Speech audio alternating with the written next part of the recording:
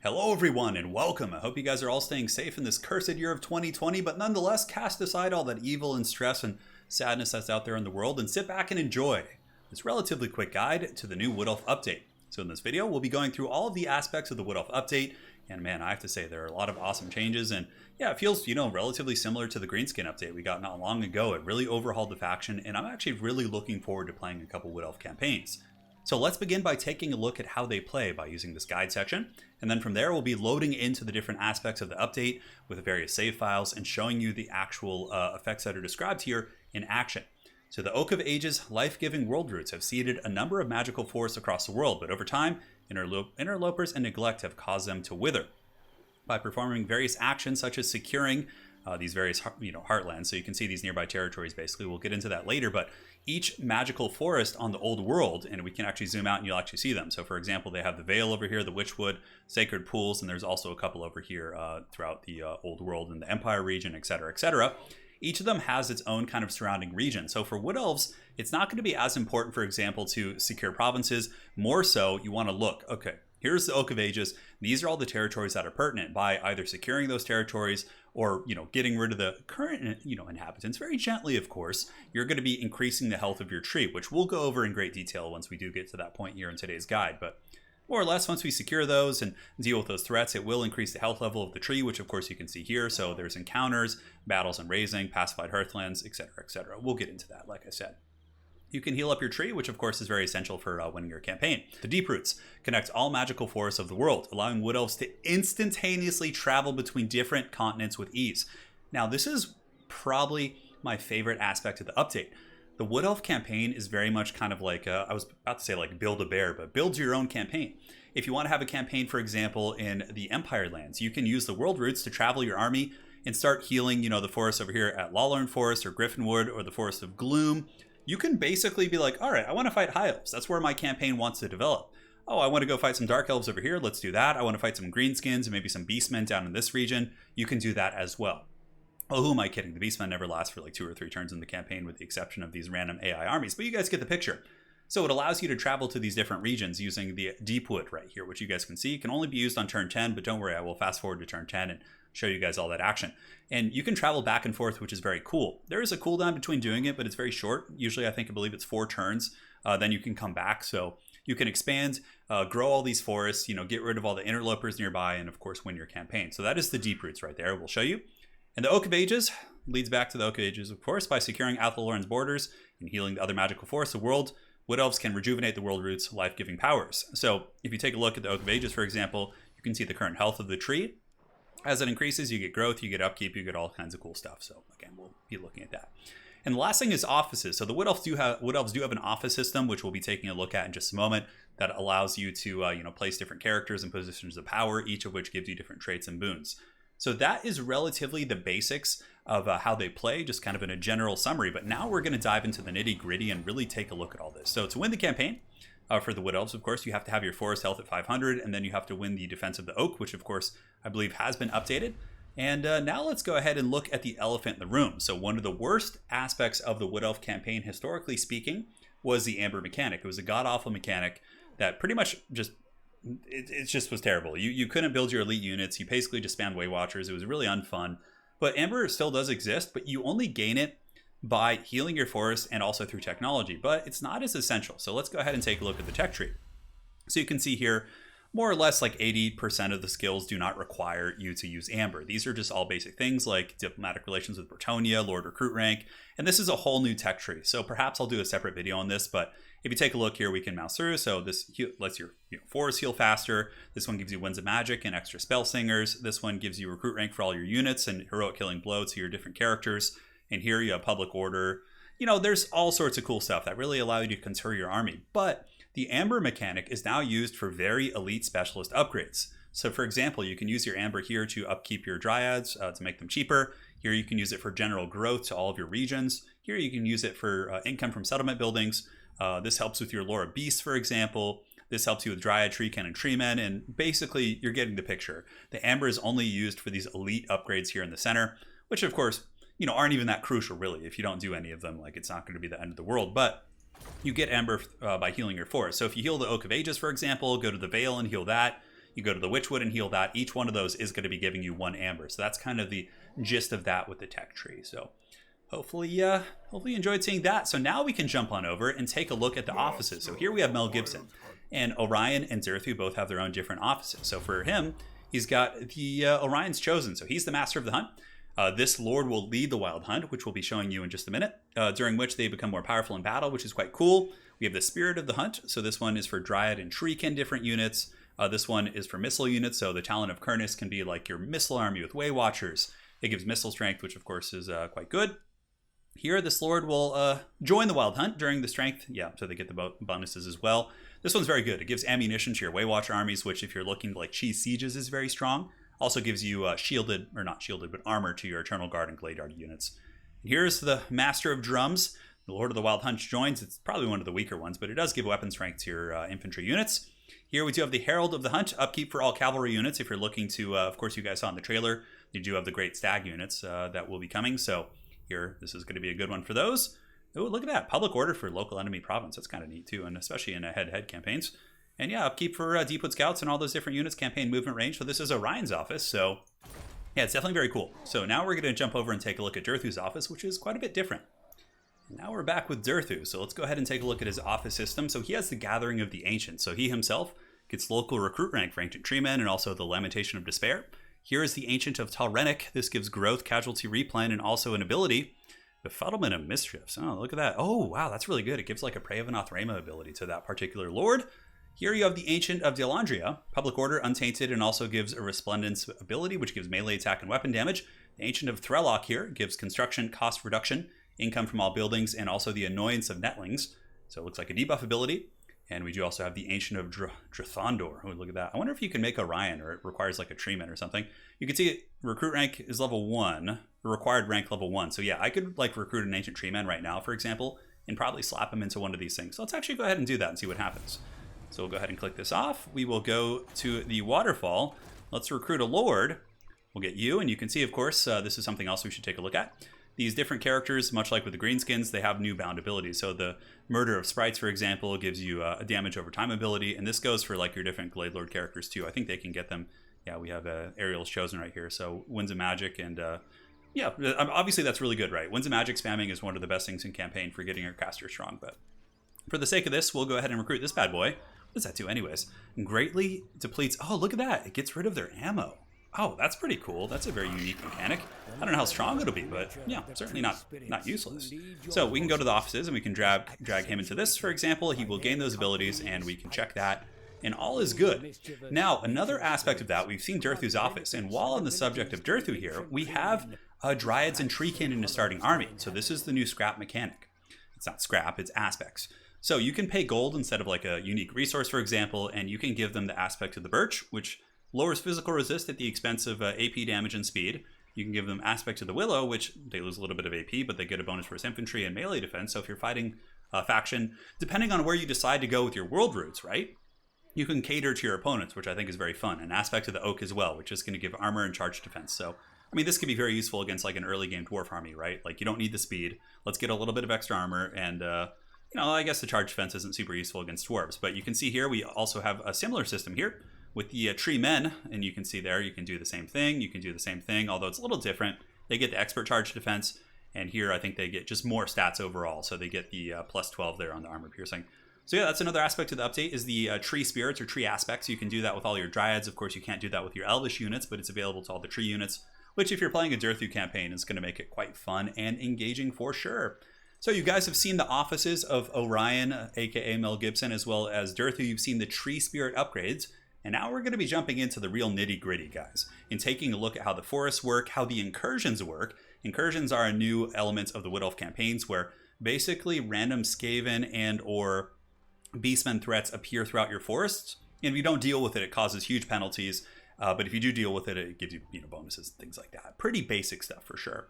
So that is it for now. So let's go ahead and jump on over, guys, and take a look at the real nitty gritty of this update. All right, guys, and now we're here with an early game Mel Gibson campaign. I figure one of the better ways to show you guys the basics is to play through probably the first 10 or 12 turns, because Orion's Wild Hunt event triggers for the first time, I believe, on turn 10.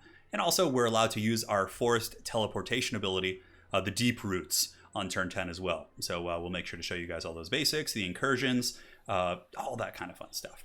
So firstly, let's begin by taking a look at the forest. So here you can see the Oak of Ages is our starting forest. As we do heal the forest, we get different benefits. Currently, nothing, right? We're at 0 of 99, but once we get up to 100, we get growth, upkeep, production for all units. We can teleport at a quicker rate around the old world, which currently I believe the basic cooldown is 4 turns, but you can get it to be instant. So you can start flying around and really get quite crazy. Over here, you can also see you get growth, upkeep, production, each time the forest health -6 per turn.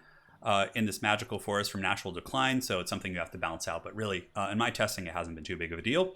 And eventually you get 20% upkeep on all units, which is very nice. In conjunction with some of the upgrades you can do from the tech tree, that can become very substantial. And here's the teleportation. You can see we can do that on 10 turn, so turn 10, but when we get there I'll show you. Also, if you look here, you'll notice there's a bunch of Wood Elf provinces, and it's very annoying to fight your fellow Wood Elves. It's not something you probably want to be doing in this campaign anymore. Granted, in the old one it wasn't necessarily a bad idea, but you'll see when your Oak of Ages gets to a certain threshold, if you look in the top left, you can see it unlocks Confederation with your various nearby allies. So basically, you just build them up, you confederate them by using the Oak of Ages and just call it a day. So that's really how you would do that. So in order to heal this, you can see there's a couple ways of doing it. There's Resolved Encounters, which are the forest incursions. So when enemies invade your forest, if you fend them off quick enough, you get the Resolved Encounters, and an invasion doesn't happen. Battles and raising, so that can happen from raising nearby hearthlands, basically. So each forest on the map has access to its own kind of sub-forest. So if you look at the Oak of Ages, this forest, all these different regions, so Quenelles, Karazak, Asgaraz, Castle Carcassonne, these are all regions that you're going to want to probably get under your grasp, because each time you secure one of those, you're going to be increasing the health of your forest by kind of expanding its tendrils. For example, at Carrick Buffdar, you can see we're at -1 right now, so we need to go over there and probably take that out because the greenskins are here and they're causing problems. So you'll notice there's a couple symbols basically for the forest health. This is kind of like the neutral symbol. It's not hurting you or helping you. Carrick Buffdar is currently hurting our forest, which means it's going to be subtracting from our health because the greenskins are greenskins. So you have a couple ways of going about it. I actually think if you become allies with some of these guys, it can help your forest health. I can't quite remember though, because again, I've only had my, there's going to be some, mistakes and things here and there, but I'm going to try my best to give you guys an accurate assessment.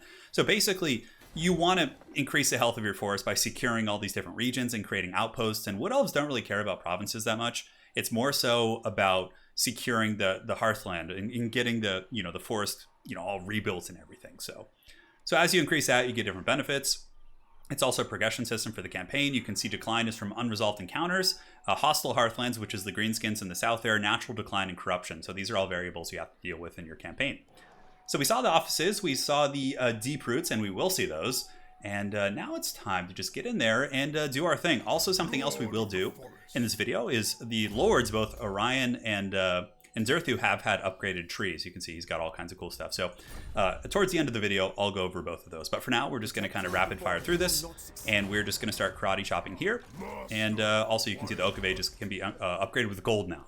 So you can see 10,000, 15,000, 20,000, etc., etc. So it will only unlock. And you can only reach the final pinnacle of the forest by doing the Rite of Flourishing, which it gets like attacked. You have to defend it, that sort of thing. So let's go ahead over here, upgrade the tree. And as far as this, we'll get a growth building, and that looks fine to me. We're not going to, think too hard here in this campaign. We're just going to be showing you the basics, because tomorrow and the day after, guys, I will be doing an Orion stream as well as a Durthu stream to really show you guys the nitty gritty. So we'll fight that. Boom, karate chops. And you can see we have kill captives, release captives, or abduct them. We'll just go ahead and take the money, which isn't a problem. And now we can prepare to, grow the army. So let's go ahead and get the ever-reaching tendrils, which of course is the campaign movement range.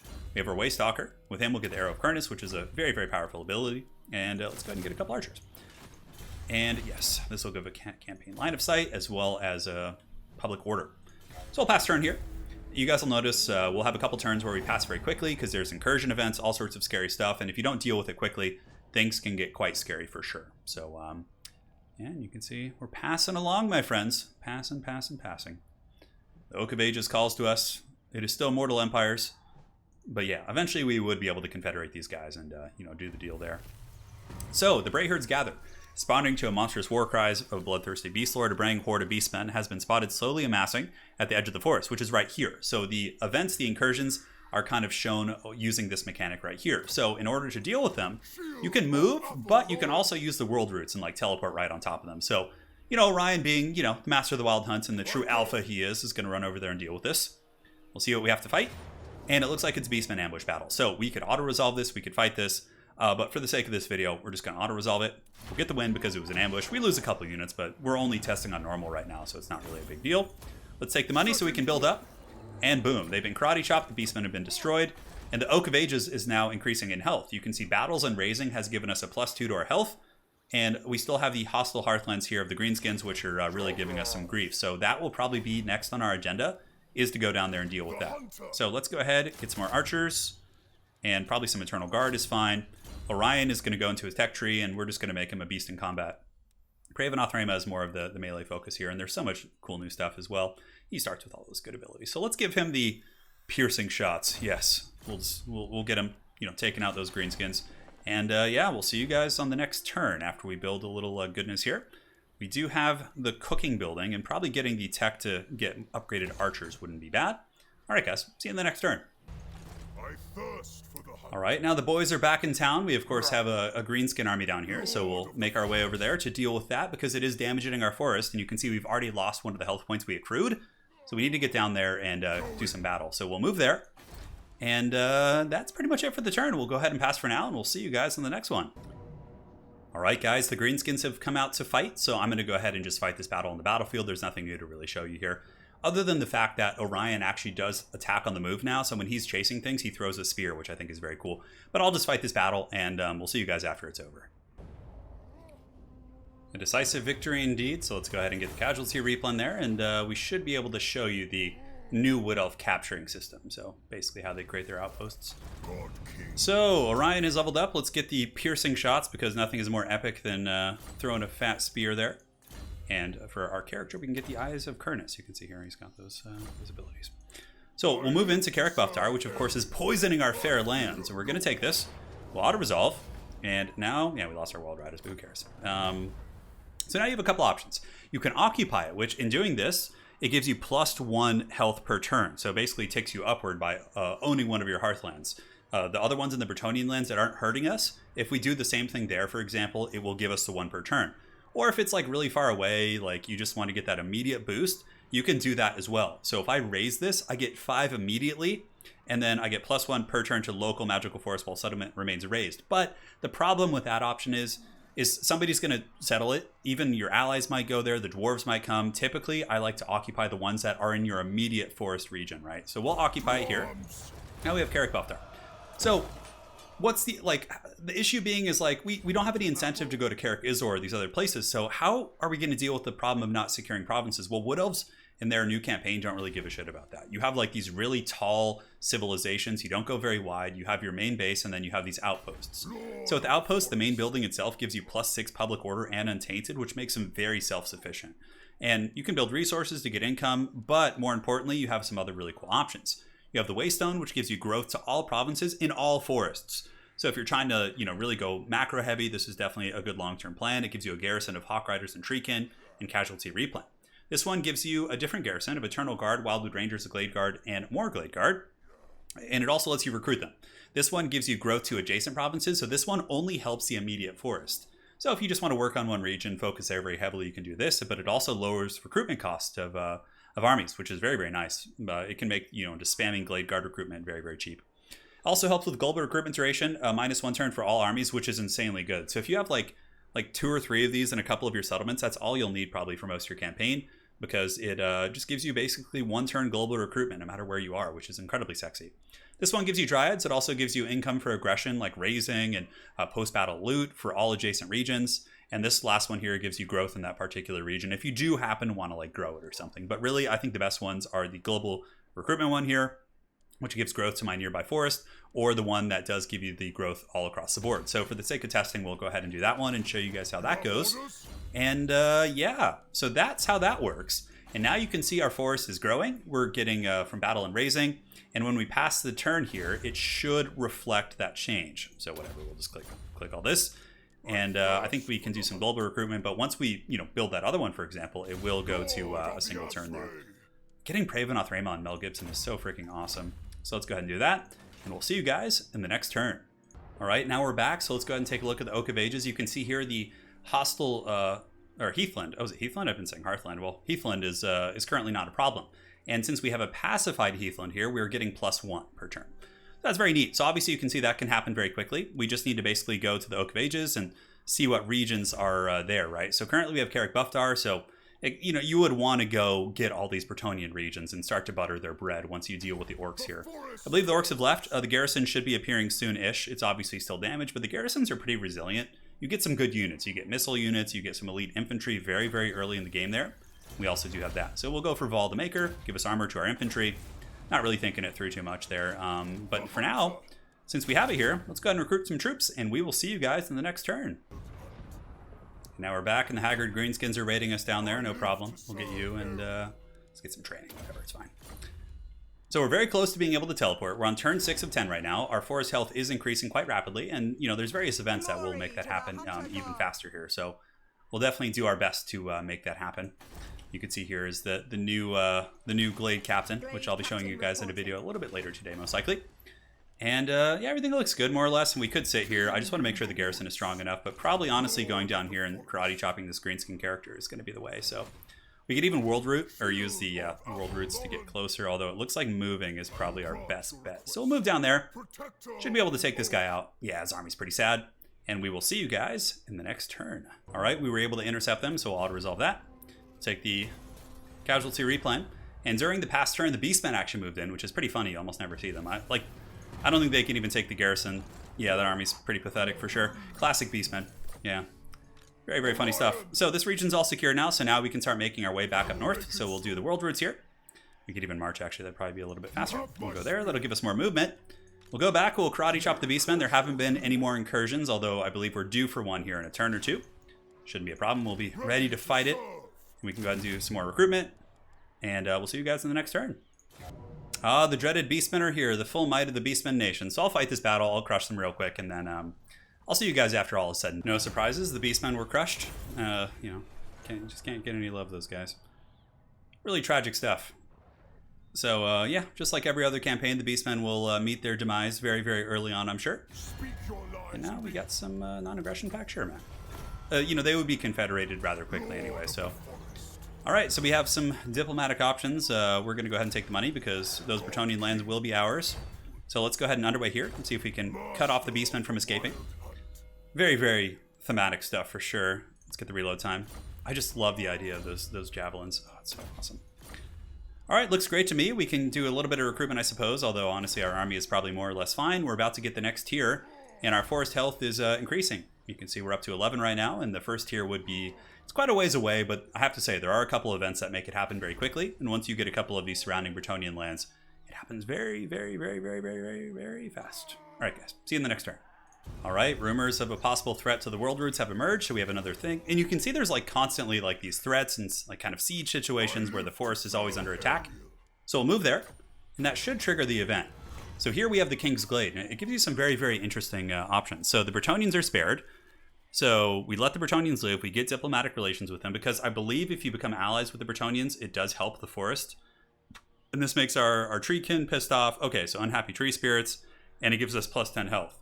You can come back later, which we obviously don't really want to do, or you can attack them, which gives you a bonus to all your treekin and growth and public order in all your provinces. The unhappy tree spirits does actually hurt pretty bad. It hurts your growth and all that. And forest health for Athel Lawrence. So we'll choose to attack them here. And it's a very easy battle, obviously, at this point. Orion's pretty sauced out, so we'll go ahead and do that. No mercy. You stepped on a twig, man. You got to pay the troll toll. So we do that, and you can now see the forest health is up to 23, so you can see what I'm saying. It gets +10 from the resolved encounters there. And that is not Bretonnia destroyed as a whole. Let's do the bottomless quiver. Definitely makes sense. Now we have some building options. So we got 8,900. We could save up the money, honestly, and just build up our main settlement, which isn't a bad idea, but we do have so many building slots here. And yeah, we got choices, man. It's hard to say. It's definitely a hard option. Going here gives us Deepwood Scouts, which are very good for, throughout the campaign. This gives us 5 turns to upgrade growth all provinces, public order faction wide, and allows us to confederate. Also helps discover Skaven Undercities. So for now, I guess we'll just chill out. Although, just getting these buildings is probably fine, more or less. We'll get you and just get you. We can upgrade this. And we can do this as well. Very good. And we'll see you guys in the next one. All right, guys, so now we're here. This is the moment we've all been waiting for, and it will be the end of the video. So Orion, King of the Woods, Master of the Wild Hunts, is reborn anew on the eve of the equinox. You guys get the picture. You read the text if you're so interested. All office holders are now receiving additional effects from the Wild Hunts. So we get a cooldown for Deep Root Teleportation, which is -5 for 5 turns. And all lords in office receive stronger bonuses. So if we go to our office here, you can see Orion is going to get a supplementation to raising. So he gets a big bonus for raising. And but that gets stronger because all your other office holders, when the Wild Hunt event triggers in the future, get massive bonuses to their goodness. So that's how the Wild Hunt works. So next, guys, we have some very fun action. To use Deep Root, select an army within another forest and then click here. So if I'm not mistaken, we'll go to the Fortress of Gloom over here. And I think we should be able to click on you. Maybe it has to be next turn. I can't. No, that's right. So you click on the army with Orion, and then I go ahead and click this.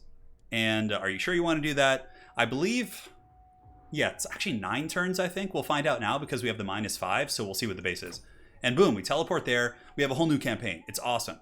So to do this, we can check and see, all right, to re-secure this forest, which also has multiplicative effects with the upkeep production. You know, each of them, like this forest, for example, gives you campaign movement range for all your armies. So each forest has its own kind of a pertinent effect, which is really cool. So you can go ahead and look around and see all those different forest options.